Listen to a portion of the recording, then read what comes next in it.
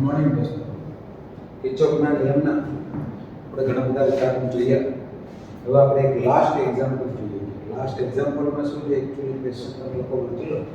ઉદાહરણ નંબર 3.5 છે, બરાબર? તો ઉદાહરણ નંબર 3.5 ક્વેશ્ચન કંઈક એવો કરે છે કે એક ઓહમના 12 તાર લીધેલા છે. કેટલા તાર લીધેલા છે? 12 તાર લીધેલા છે. અને શું કરવું છે, એક સમઘન બનાવવામાં આવેલો છે. તો મેં અહીંયા પર ઓલરેડી એક સમઘન આપણા માટે ડ્રો કરી રાખ્યો છે, બરાબર? તમને ખબર પડે છે,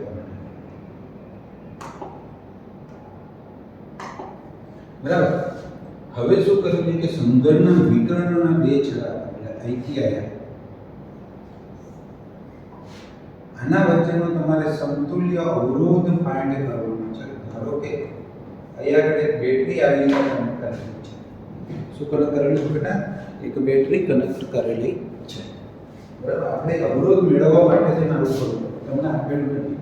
દરેક તારનો અવરોધ કેટલો છે તે તો ફિક્સ જ છે, એમાં કશું આપણે કરવાનું છે કે બધાનો એક છે, બરાબર? ધારો કે એપ્સિલોન જેટલું EMF ધરાવતી એક બેટરી બધાના આપણે નામ આપી દઈએ, A, B, C, D.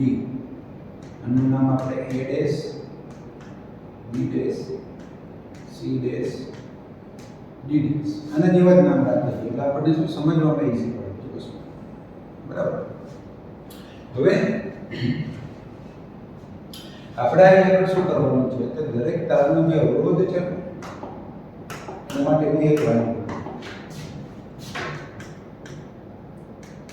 આકૃતિમાં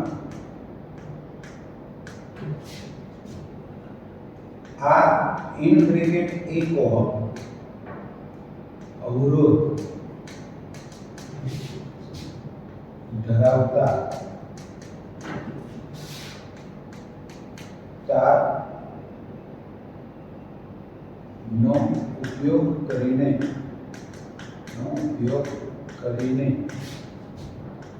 સમઘન બનાવેલ છે. દરેક તારનો અવરોધ 1 ઓહમ છે. અત્યારે આ રાખીશું તો આપણને જવાબ આવશે, બાકી જવાબ એટલા માટે છેલ્લે કિંમત અત્યારે આપણે આ સમઘન એક જ મિનિટ બેટા, એક એસી એક્સ્ટ્રા ચાલે છે એ બંધ કરી દઈશું.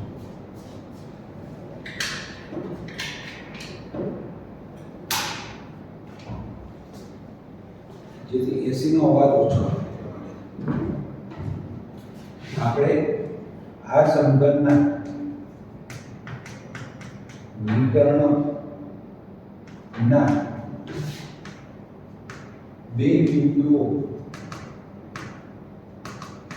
વચ્ચેનો સમતુલ્ય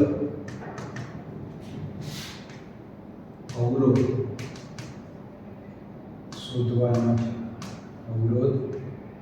શોધવાનો છે. તેના માટે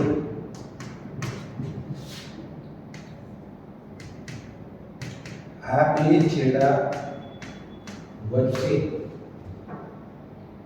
એપ્સિલોન જેટલા EMF ધરાવતી બેટરી જોડેલ છે. ધારો કે બેટરીમાંથી બહાર આવતો પ્રવાહ 6I છે. અહીંયા આગળ ધ્યાન રાખજો, એટલો આપણે કહીએ છીએ 6I. જો હવે ખાસ જોવાનું છે બરાબર, પ્રવાહનું વિતરણ કેવી રીતે થાય નહીં છે. ધારો કે બેટરીમાંથી કેટલો પ્રવાહ આવે છે? આ 6I કેમ આવે છે ને એની તમને હમણાં ખબર પડશે. હવે 6I જેટલો પ્રવાહ અહીંયા આવે છે બિંદુ A પાસે પહોંચી. હવે અહીંયા આગળ સમઘનના 3 તાર થાય, 1, 2 અને 3. દરેક તારનો અવરોધ કેટલો છે બેટા? સરખો, બધાનો 1 ઓહમ છે. જો અવરોધ સરખો હોય તો વિદ્યુત પ્રવાહ સરખો વહેંચાય તો 6I ના અહીંયા આગળ 3 ટુકડા થાય એટલે અહીંયા આગળ આવશે 2I, અહીંયા આગળ આવશે 2I, અહીંયા આગળ આવશે 2I. હવે આગળ આ 2I આગળ જાય તો ફરી બે તાર બને છે. એ બંનેના અવરોધ બી સરખા જ છે. તો 2i ના ફરી બે ટુકડા થાય. અહીં આગળ શું આવશે? i, અહીં આગળ આવશે i. હવે એવી રીતે અહીંયા 2i ગયું, આ 2i એ ડી બિંદુ પાસે પહોંચે ફરી બે ટુકડા બને છે. એવી તાર છે તો ત્યાં બી 1 ઓહ્મ 1 ઓહ્મની જરૂરત છે. તો ફરીથી વિદ્યુત પ્રવાહ સરખો હોય છે તો 2i ના બે ટુકડા એટલે i. એવી જ રીતે આ 2i નામનો પ્રવાહ બિંદુ a' પાસે પહોંચે તો ત્યાં પણ સરખો જ વિદ્યુત પ્રવાહ વહેંચાય એટલે i. આટલું થઈ ગયું ને. હવે આગળ જોઈએ બાકીના બિંદુઓએ શું થાય. તો અહીંયા આગળથી i જેટલો પ્રવાહ અહીંયા આવે અને આ i જેટલો પ્રવાહ અહીંયા આવે. આ બંને પ્રવાહ અંદર આવે તો બિંદુ c ની નજીક આવે અંદર. તો બંને ભેગા થઈ બહાર નીકળે. ભેગા થાય એટલે કેટલું થઈ જાય?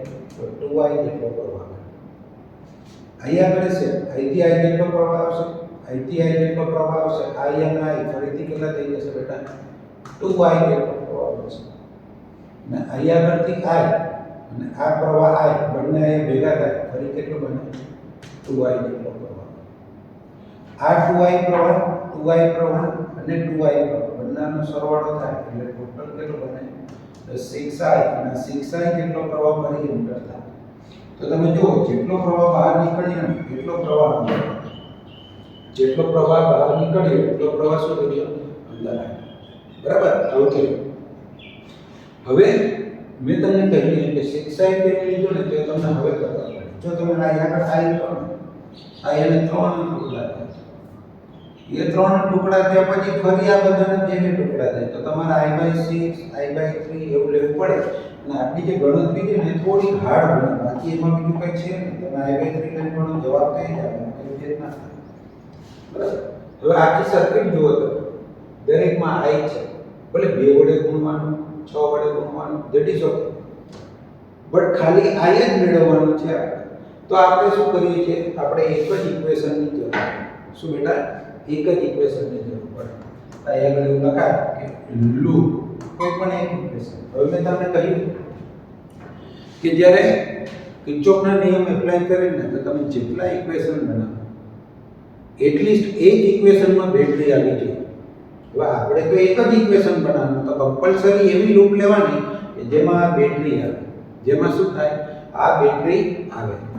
હવે જો આ બેટરી આવે એવું તમારે જોઈતું હોય તો શું કરવું પડે તમારે ખબર તમને?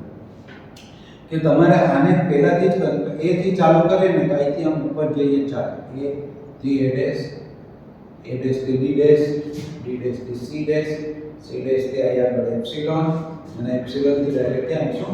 A. તો એ આપણી લૂપ બની ગઈ. તો શું લખાય? A ડેશ પછી B dash C dash epsilon A માટે કિર્ચોફના નિયમ લગાવતા. કિર્ચોફના નિયમ શું કરવાનું બેટા? લગાવવાનું છે. હવે A થી ચાલુ કરો. હવે નિયમ શું છે? તો આપણી અને પ્રવાહની દિશા સરખી તો માઈનસ. તો આપણે તો ઉપર જવાનું. એ બાજુ જોઈએ તો માઈનસ થાય. એટલે -2i અને દરેક તારનો અવરોધ આ. જો r ની કિંમત ખબર છે. અત્યારે મૂકીશું તો જવાબ નહીં આવે. એટલે અત્યારે આપણે કિંમત મૂકતા નથી. એટલે -2i આવે છે. અહીંથી આમ જવાનું અને પ્રવાહ બી એ બાજુ જ આવે છે. તો શું આવશે? -ir. હવે જો અહીંયા 2 ગુણ્યું આયા ના ગુણ્યું કેમ? i કેટલો વિદ્યુત પ્રવાહ છે બેટા? 2i. જ્યારે i કેટલો છે? i. પણ દરેક તારનો અવરોધ r છે એટલે r જ લેવાનું. પણ વિદ્યુત પ્રવાહ અલગ તો ગુણાકાર અલગ. પછી d ડેશ થી c ડેશ કેટલો વિદ્યુત પ્રવાહ છે? 2i. એના માટે શું આવશે? -2ir. પછી આ બાજુ બેટરીની બીજી પ્લેટ એટલે આ પેલી પછી બીજી ચોથી એવું નહીં કરવાનું. બરાબર? શરૂઆતમાં આવે પેલી એ ઋણ હોય તો બીજી પ્લેટ ધન થાય. તો બીજી પ્લેટ ધન એટલે એપ્સિલોન. તો આ શું આવશે? એપ્સિલોન. અને સામે શું થઈ જાય? 0. એટલે એની આગળ હવે કોઈ અવરોધ છે એ ખાસ નહીં. આટલે તો આ શું બન્યું? જો -2ir -ir -2ir એટલે -5ir ઇઝ ઇક્વલ ટુ શું? Sorry plus epsilon equal to શું થઈ ગયું? 0. -5ir અને પેલી બાજુ લઈ જઈએ તો પ્લસ. તો એપ્સિલોન ઇક્વલ ટુ શું બને? 5ir. આ કોઈ એક ઇક્વેશન છે. આપણે શું થઈ ગયું એક ઇક્વેશન. હવે આપણે સમતુલ્ય અવરોધ ધારો કે R ઇક્વિવેલન્ટ ધારો કે કયા બે બિંદુ હતા આપણા માટે જો બિંદુ અહીં આગળ A છે અને અહીં આગળ શું છે C ડેશ બરાબર બિંદુ A અને C ડેશ ધારો કે બિંદુ A અને C ડેશ વચ્ચેનો સમતુલ્ય અવરોધ R ઇક્વિવેલન્ટ છે R ઇક્વિવેલન્ટ એ સમતુલ્ય અવરોધને આપણે કંઈક આવી રીતના કરી શકીએ બરાબર. અહીં આગળ શું લખાય R ઇક્વિવેલન્ટ, અહીં આગળ C ડેશ હતો, અહીંથી આપણે બેટરી કનેક્ટ કરવાનું બરાબર અને બેટરી કેટલી હતી તો એપ્સિલોન જેટલું EMF ધરાવે છે. હવે સમતુલ્યનું મીનિંગ શું થાય બેટા કે વિદ્યુત પ્રવાહમાં કોઈ ચેન્જ ના આવે. પહેલા કેટલો પસાર થતો તો 6I હજુ બી કેટલો થાય તો 6I આ ઇમ્પોર્ટન્ટ છે અને આ બિંદુ કઈ છે A છે. હવે એપ્સિલોન જેટલું EMF એ જો એક જ અવરોધ છે તો બધા વોલ્ટેજ ડાયરેક્ટ કોને લાગુ પડે R ઇક્વિવેલન્ટ ને તો લાગુ પડે. તો એપ્સિલોન બરાબર શું થઈ જાય તો R ના એક્રોસના વોલ્ટેજ જો R ના એક્રોસના વોલ્ટેજ કેટલા થાય તો V = I ઓહમનો નિયમ વિદ્યુત પ્રવાહ કેટલો પસાર થાય 6I અને એનો પોતાનો અવરોધ કેટલો છે R ઇક્વિવેલન્ટ. આ તે ઇક્વેશન નંબર 2 તે એપ્સિલોન ઇક્વલ શું થઈ ગયું 6I R ઇક્વિવેલન્ટ. કેમનો આવી ફરી એક વખત આ કેટલા વોલ્ટેજ છે એપ્સિલોન કોને લાગુ પડે અવરોધ. તો અવરોધ ઇક્વલ ટુ શું થાય તો V = I ઓહમનો નિયમ પસાર કેટલો પ્રવાહ કેટલો પસાર થાય 6I તો 6I * R ઇક્વિવેલન્ટ થઈ ગયું. એપ્સિલોન ઇક્વલ ટુ શું થઈ ગયું 6I R ઇક્વિવેલન્ટ. આ જેવી ઇક્વેશન નંબર 2. હવે આપણે જોઈએ તો ઇક્વેશન નંબર 1 કેવું છે 5I R. ઇક્વેશન નંબર 2 કેવું છે 6I R ઇક્વિવેલન્ટ. તો અહીંયા શું કરાય સમીકરણ 1 અને 2 પર સમીકરણ 1 અને 2 પરથી 5I R = 6I R equivalent. I cancel થઈ જાય તો 5R/6 = શું થઈ ગયું R ઇક્વિવેલન્ટ. તો R ઇક્વિવેલન્ટ = શું થઈ જાય તો 5/6 * 1 બરાબર. એટલે ઓલ ઓવર ફાઈનલ આન્સર કેટલો આવે R ઇક્વિવેલન્ટ = 5/6 ઓહમ. આ આપણો સમતુલ્ય અવરોધ થાય બરાબર. હવે જો તમે પહેલાથી જ R બરાબર 1 મૂકી દો ને તો તમે અહીં સુધી પહોંચો જ ના. જો આમાં તમે R બરાબર 1 રાખો ને ત્યાંથી R નીકળી જશે. આ તો એપ્સિલોન ની કિંમત જે આપણને આપેલી હોય તો ખબર હોય તમે ડાયરેક્ટ મૂકી દો તો એમનો જવાબ આવે. આપણે ટેક્સ્ટ બુકમાં લગભગ એપ્સિલોન ની કિંમત 10 વોલ્ટ આપેલી છે. લગભગ 10 વોલ્ટ આપેલી છે બરાબર. મને યાદ છે ત્યાં સુધી તે ડાયરેક્ટ આપણે કિંમત R ઇક્વિવેલન્ટ મૂકી દઈએ થઈ ગઈ. હવે તમે આ R ઇક્વિવેલન્ટ ની કિંમત ખબર છે એટલે તમે અહીંયા રાખો તો તમને આની વેલ્યુ મળી જાય. સમીકરણ 2 પરથી સમીકરણ 2 પરથી એપ્સિલોન બરાબર કેટલા છે તો 10 વોલ્ટ 6I R ઇક્વિવેલન્ટ બરાબર કેટલા છે 5/6 6 કેન્સલ 10 / 5 એટલે 2 એનો મતલબ કે I બરાબર કેટલા થઈ ગયા બેટા 2 I બરાબર કેટલા થઈ ગયા 2. બધી વસ્તુ મળી ગઈ સમતુલ્ય અવરોધ મળી ગઈ દરેક શાખામાંથી વહેતો પ્રવાહ. તો હવે શું બનાવવાનું તમારે ટેબલમાં શું કરવાનું અહીંયા આગળ શાખા અને શાખામાંથી પસાર થતો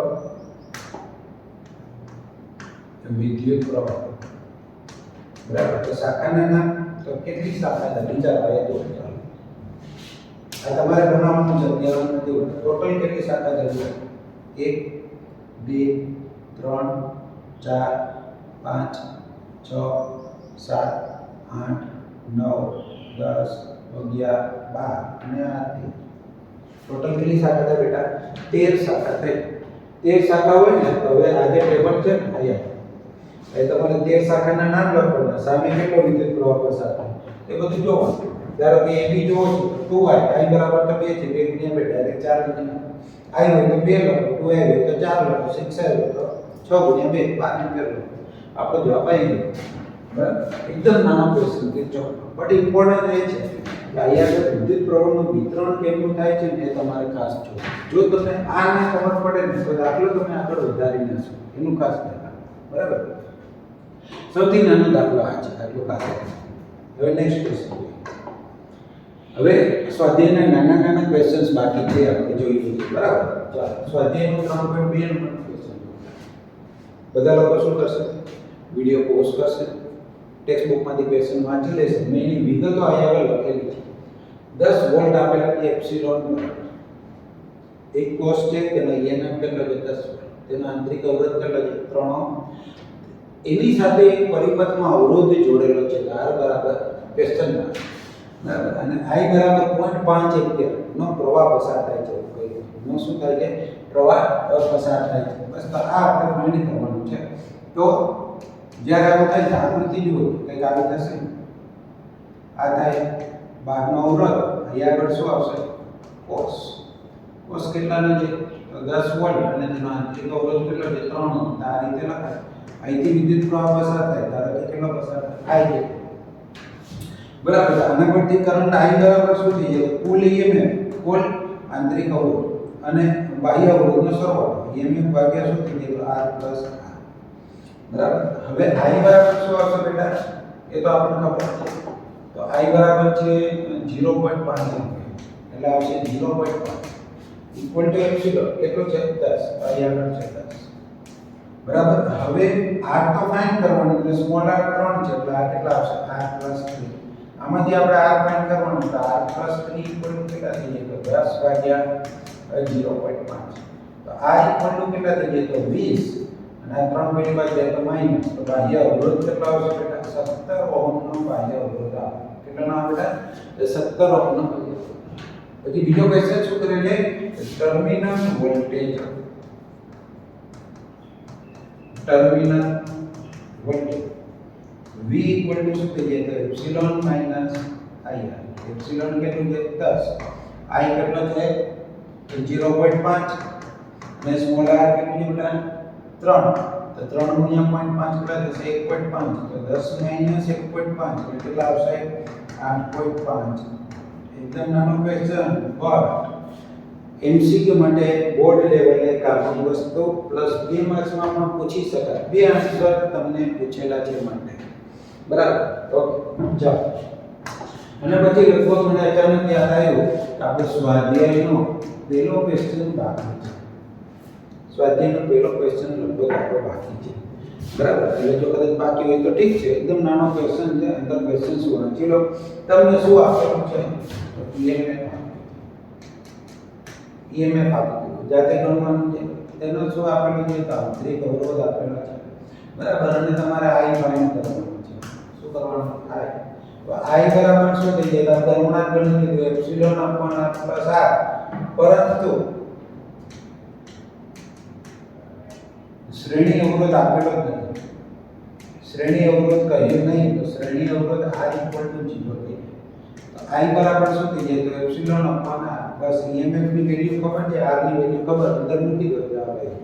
એટલું તમે જાતે કરી શકો, હોશિયાર થઈ જાય બરાબર. ચાલો નેક્સ્ટ ક્વેશ્ચન જોઈએ. સ્વાધ્યાય 3.4.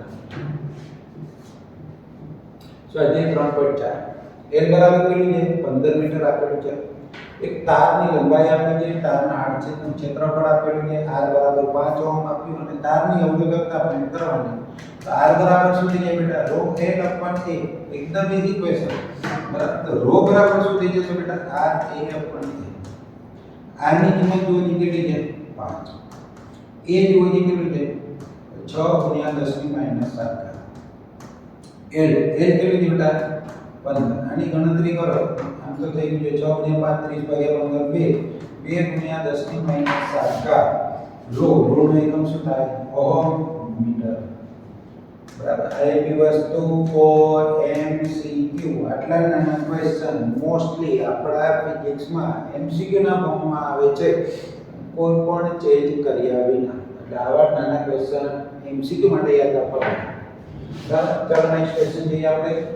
સ્વાધ્યાયનો છેલ્લો ક્વેશ્ચન છે. n બરાબર 8.5 ગુણ્યા 10 ની 28 ઘાત પર મીટર ક્યુબ. સંખ્યા ઘનતા આપી દીધી બેટા. t સમય કરો. a અને એક લંબાઈ આપેલી છે તમને. હવે લંબાઈ જોવું પડશે તમારે. મેં એકચ્યુઅલી લખતા ભૂલી ગયો છું. 1 મિનિટ બાદ.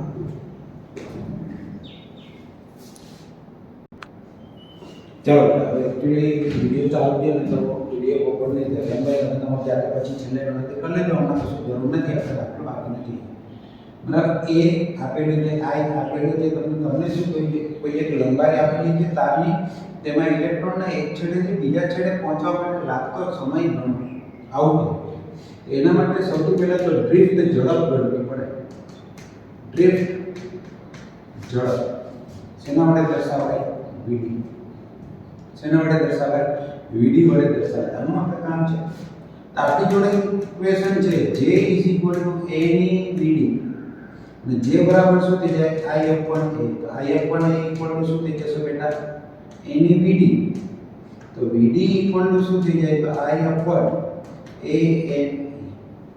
I ખબર છે? ખબર છે. એરિયા ખબર છે. n ખબર છે. E એટલે શું થાય? એટલે કોઈ તો લખી શકીએ E બરાબર 1.6 × 10 - 19 કુલમ થાય. બધું જ ખબર છે. તો VD ની કિંમત મળે. અને જો VD ની કિંમત આપણે ના મેળવવી પડે બરાબર, તો હવે શું થાય? તો સમય t બરાબર શું થઈ જાય? તો કુલ અંતર અત્યારે તારની લંબાઈ એને ભાગ્યા ઝડપ એટલે શું થઈ જાય? ડ્રિફ્ટ ઝડપ. તો t = L તો તમારે આ બધું જોવાનું છે. અને VD નું સૂત્ર આપણે મળે છે I/ANE ઉપર જાય તો t = શું આવશે? LANE/I. આ તમારે જો આમાં કિંમતો મૂકો અને છેલ્લે ફાઇનલ આન્સર ફાઇન્ડ કરવાનો. રેડી બેટા? આટલું તો કેલ્ક્યુલેશન જાતે આપણે બધાની ઘરે બધાની જોડે ઘરે કેલ્ક્યુલેટર હોય એટલે જાતે કેલ્ક્યુલેટર કરો. ચાલો હવે મોસ્ટ આઈમ્પોર્ટન્ટ ટોપિક 2 માર્ક્સ. કેટલા માર્ક્સ બેટા? 2 માર્ક્સ. 2 માર્ક્સ બોર્ડમાં બરાબર 4 to 5 ટાઈમ્સ પૂછાયેલો ક્વેશ્ચન છે. કેટલી વખત પૂછાય બેટા? 4 to 5 ટાઈમ્સ. એક સમય એવો હતો આ ક્વેશ્ચન 4 માર્ક્સમાં પૂછાતો, એટલો ફાયદો હતો બરાબર. બટ હવે આ ક્વેશ્ચન 2 માર્ક્સમાં આવે છે બરાબર. ચાલો જો બેટા શું છે? વિસ્ટન બ્રિજ સમજાવો અને તે સંતુલનમાં હોય તેની શરત મેળવો. તો હું સૌથી પહેલા આકૃતિ ડ્રો કરું છું. આકૃતિ તમે કોઈ પણ ડ્રો કરી શકો છો બરાબર. હવે જો વિસ્ટન બ્રિજના દાખલા ભલે થઈ ગયા પણ આ શરતના દાખલાની અંદર કોઈ કામ નથી, એટલા માટે આ ટોપિક આપણે બાકી રાખ્યો બરાબર. આવી રીતના કોઈ એક અવરોધ આયા આગળ, બીજો અવરોધ આયા, પછી આયા આગળ ત્રીજો અવરોધ, આયા આગળ ચોથો અવરોધ. આવી રીતના 4 અવરોધ. આનું નામ ધારો કે R1 રાખવું તો આનું નામ શું આવશે બેટા? R2. આનું નામ R3. આનું નામ R4. અહીંયા આ બે બિંદુ માટે છે ને ગેલ્વેનોમીટર કનેક્શન કરવાનું. શું કનેક્શન કરવાનું? ત્યાં અવરોધ ના આવે, અવરોધ ખાલી દાખલામાં આવે. થિયરીમાં અહીંયા શું આવે? ગેલ્વેનોમીટર. G લખાય ગેલ્વેનોમીટર અને વચ્ચે નિશાની આવે. અને બીજા બે છેડે શું કરવાનું? તો બેટરી કનેક્શન આપવાનું. એટલે ધારો કે એપ્સિલોન જેટલું EMF ધરાવતી બેટરી આ આગળ લગાવેલી છે. એપ્સિલોન જેટલું EMF ધરાવતી બેટરી છે બરાબર. તો હવે જુઓ આ વાત શું કરે છે? આ એપ્સિલોન બરાબર. ધારો કે પ્રવાહ જે કઈ રીતે પસાર થાય પણ એક કામ કરે એના માટેનું વર્ણન બરાબર. વર્ણનમાં શું છે? જો આકૃતિમાં અહીંયા નદીઓ વર્ણન લખવાનું બહુ વધારે કારણ નથી. આકૃતિમાં વિસ્ટન બ્રિજ દર્શાવે છે. ધારો કે ગેલ્વેનોમીટર માંથી પસાર થતો પ્રવાહ. કામ કરો બેટા, આટલું બધું તારી લખે હશે નહીં. આપણે કામ કરીએ અને PDF હું તમને મોકલીશ. તમારે બધાએ શું કરવાના છે? PDF માંથી લખવાનું, તમારા ગ્રુપમાં આવશે બરાબર. પણ આ વિડીયો તમારો વહેલો ઉતરેલો છે. જે દિવસે તમને લિંક ફોરવર્ડ કરવામાં આવે છે ને એ દિવસે અહીંયા આગળ વિડીયો નથી બનતો. વિડીયો એના કરતાં વહેલો બને છે. એટલે જે દિવસે વિડીયો ફોરવર્ડ થાય ને એટલે તમારામાંથી કોઈ પણ સ્ટુડન્ટ ગ્રુપમાંથી મારો નંબર લઈ અને મને મેસેજ કરશે કે સર વિસ્ટન બ્રિજની થિયરી મોકલો. એટલે એ થિયરી હું તમને મોકલી દઈશ ગ્રુપની અંદર, જે તમારે ખાલી કોપી કરવાની છે. આપણે અત્યારે થિયરીનું ડેરિવેશન બરાબર. ધારો ધારો કે અહીંયા આગળથી પસાર થતો પ્રવાહ કેટલો છે? તો આપણે જોઈએ અહીંયા આગળથી પસાર થતો પ્રવાહ ધારો કે I છે. હવે અહીંયા આગળ આવશે તો શું થશે? અહીંયા આગળ આવશે I1, અહીંયા આગળ શું થશે? I2. ધારો આપણે દાખલો નથી કરતા, થિયરી ગણીએ છીએ એટલે I I1 નથી લખતા, I2 લખીએ છીએ. અને ધારો કે ગેલેનોમીટરમાંથી પસાર થતો પ્રવાહ Ig એ 0 રાખવાનો છે. આ આપણો મેઇન પ્રેક્ટિકલ છે. આ 0 રાખો. હવે જો આ પ્રવાહ 0 રાખો ને તેનો મતલબ I થી આમ બી વિદ્યુત પ્રવાહ ના જાય અને ઉપરથી નીચે ના જાય. બરાબર, બિંદુના નામ આપવા તો A B C D. તો વિદ્યુત પ્રવાહ B થી D નથી જતો અને D થી B પણ નથી જતો. બરાબર, વિદ્યુત પ્રવાહ જે અહીંયા આવશે I1 એ જ વિદ્યુત પ્રવાહ અહીંયા આવે. ધારો કે I3 અને અહીંયા આગળ જે I2 આવે છે એ જ વિદ્યુત પ્રવાહ અહીંયા આગળ જશે તો શું થાય? I4. પણ મેં શું કહ્યું? વિદ્યુત પ્રવાહ છે અને ગેલેનોમીટરમાંથી કોઈ પસાર નથી થતો તો I2 જે અહીંયા આગળ આવે છે એ જ વિદ્યુત પ્રવાહ અહીંયા આગળ આવશે. તો એવું કહેવાય કે I2 શું થઈ જાય? I2 શું થાય બેટા? અને અહીંયા આગળ I1 શું થશે? તો I3. I1 I3. હવે અહીંયા કેટલો વિદ્યુત પ્રવાહ આવતો હતો જો બેટા? I. તો અહીંયાથી કેટલો પાછો આવશે? I1 અને I1, I2 અને I2 તો અહીંયા અલગ થાય. એ ફરી ભેગા થાય. ટોટલ વિદ્યુત પ્રવાહ ફરી કેટલો બનશે? તો I જેટલો વિદ્યુત પ્રવાહ બને. કેટલો બને બેટા? I જેટલો વિદ્યુત પ્રવાહ. એટલે અહીંયા I વિદ્યુત પ્રવાહ આવશે. બરાબર, આવી રીતે તો વિદ્યુત પ્રવાહનું વિતરણ આ રીતે થયું. આ ટેક્સ્ટ બુકમાં થિયરી આ પ્રમાણે લખેલી છે એટલે આપણે આવું કરીએ છીએ. બાકી અહીંયા I1 રાખો તો અહીંયા બી I1 કરતો ડાયરેક્ટ ચાલે. અહીંયા I2 ડાયરેક્ટ I2 પણ પછી થિયરીનું વર્ણન એ પ્રમાણે તમને લખતા આવડવું જોઈએ. હવે આપણે લઈએ છીએ લૂપ. લૂપ શું લઈએ છીએ? A B D A. બરાબર, loop A B B A કરતો. હવે જો આપણે A થી B થી તો -I1 R એટલે શું આવશે? -I1 R. આ તો 0 પ્રવાહ છે તો ગેલેનોમીટરનો અવરોધ હોય ને તો કે ફેર ના પડે કેમ કે પ્રવાહ 0 છે. અહીંયા આગળ શું આવશે? I2 R3 એટલે જો એ પ્લસ આવશે. આપણે આમ જવાનું વિદ્યુત પ્રવાહ આમ આવે છે તો એ શું આવશે? પ્લસ. એટલે પ્લસ શું થશે? I2 R3 શું થઈ જાય? 0 થાય. એવી જ રીતે જો અહીંયા આગળ શું થશે બેટા? આમાં આ I3 છે પણ હવે આપણે લૂપ લેવાની છે B C D B પરથી B થી C. હા, તો આપણીને પ્રવાહની દિશા સરખી છે -I3 R4 અને આ પ્લસ આવશે સામે જઈએ છીએ એટલે તો શું આવશે? I4 R4. ગેલેનોમીટર માટે તો 0 જ છે તો થઈ ગયું. હવે I3 I1 તો -I1 R અને I4 I2 તો શું આવશે? I2 R4 0. બરાબર, હવે જો અહીંયા શું કરીએ છીએ આપણે? આ પાદની પેલી બાજુ તો I2 R3 શું આવશે? I1 R1. સમીકરણ આમાં શું કરીએ છીએ? I1 વાળું પદ જે છે ને પેલી બાજુ જો ખાસ ધ્યાન રાખજો બેટા. ડાબી બાજુમાં I1 તો I1, I2 તો I2. નહીં તો તકલીફ પડશે કેમ કે આનો ગુણોત્તર લેવાનો છે એટલા માટે. -I1 પેલી બાજુ તો પ્લસ તો શું થશે? I2 R4 શું થઈ જશે? I1 R2. સમીકરણ નંબર. તો જો જમણી બાજુમાં બી I1 વાળા પદ અને ડાબી બાજુમાં બી શું આવે બેટા? I2 વાળા પદ સરખા છે. બરાબર, હવે શું કરવાનું છે આપણે?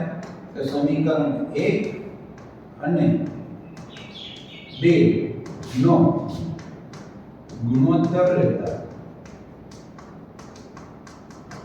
હવે એને તમે ગુણોત્તર લો તો શું થાય? તો I2 R3 ડિવાઇડ બાય શું આવશે? તો I2 R4.